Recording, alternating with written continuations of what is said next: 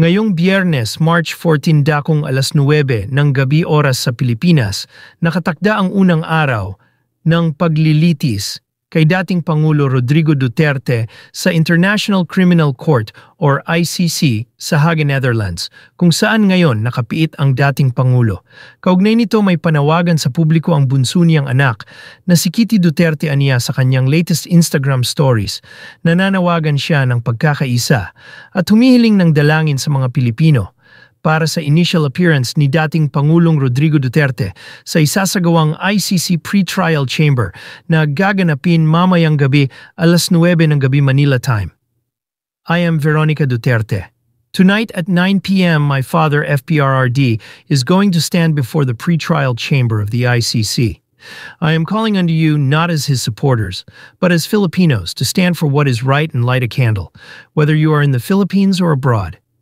Let us be one in prayer and one in upholding our rights to this sovereignty. Daghang salamat. Aniya sa kanyang post. Nitong mga nakalipas na araw, maraming humanga kay Kitty sa ipinakita nitong tapang sa kalagitnaan ng pag-aresto sa kanyang ama. Pero hindi lahat ay natuwa.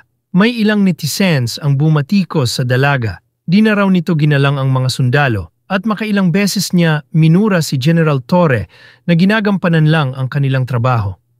Umani rin ng pambabatikos ang ina nitong si Hanilet Avancenia na nanakit at nampukpok sa ulo sa babaeng sundalo ng cellphone.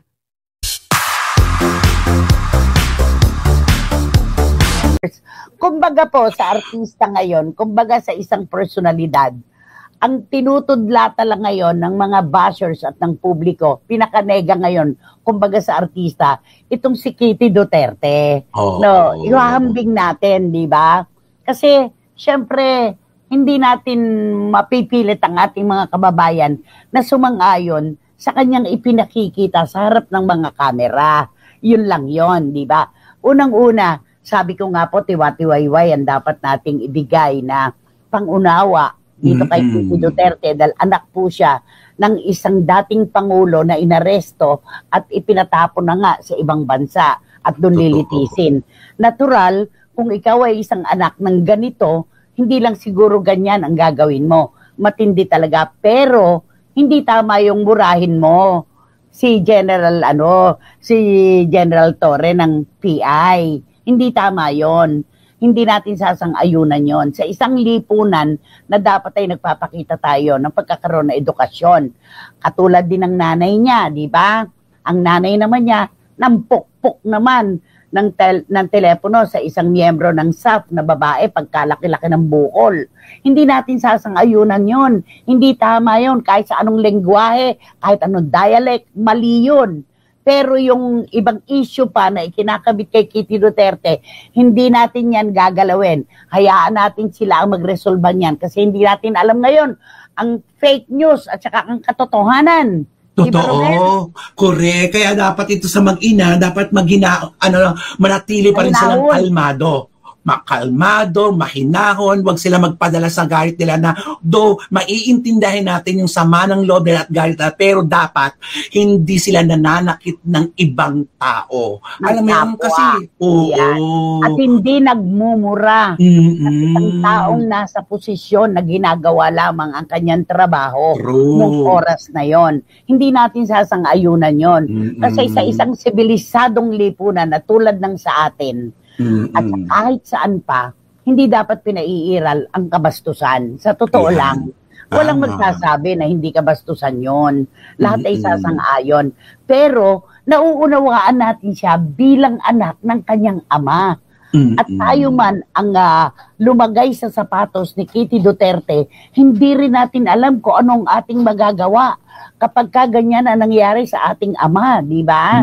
Correct. Kaya andun yung pangunawa. Kaya lamang, yung pinakikita na ugali sa publiko, yun ang dapat na hindi tularan. Hindi tama yun. At kaya tayo nakakita, paalalahanan lang natin baka sakasakaling magising at magkaroon siya ng leksyon sa pagdarinig niya ang ating mga komento. Diba? Oo. Lalo na yung hindi kinagusto ng ating mga kababayan, yung parang inatasan, inutusan, at sinabihan ang Supreme Court na pabalikin ang tatay niya. Kaya ang kanilang sigaw, ha? Ganun? Sino ka? Sino siya? Parang ganon. Yung Oh. dapat yun kasi humihiling ka eh. Humihiling. Hindi ka nagpapakataas na gaya ng ginagawa niya, di ba? Na PI niya yung isang general. Maling-mali yun. Yung nanay naman, dahil siguro hindi na rin alam ang gagawin, at pinukpok naman yung isang babaeng miyembro ng SAF. Hindi tama yun. Dapat sibilisado kayo. Naturingan pa naman. Kaya anong sinasabi? Nag-iisang opinyon ng ating mga kababayan. Ang mangga hindi maaaring magbunga ng santol. Yun Ayan. lang. Sabi ni Ching Bautista Silverio, Hoy Kitty, tumigil ka. Baka mahawi ng mga otoridad ang ilong mo. Bumalik ka sa katotohanan. Huwag bastos.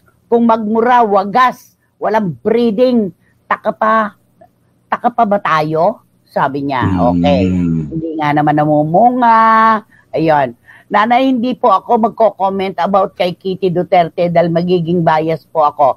Tama ka, wating-wating. Pero alam ko, bilang isang taong nakapag-aral at edukada, alam mo rin ang tama at mali, anak. Sa totoo lang.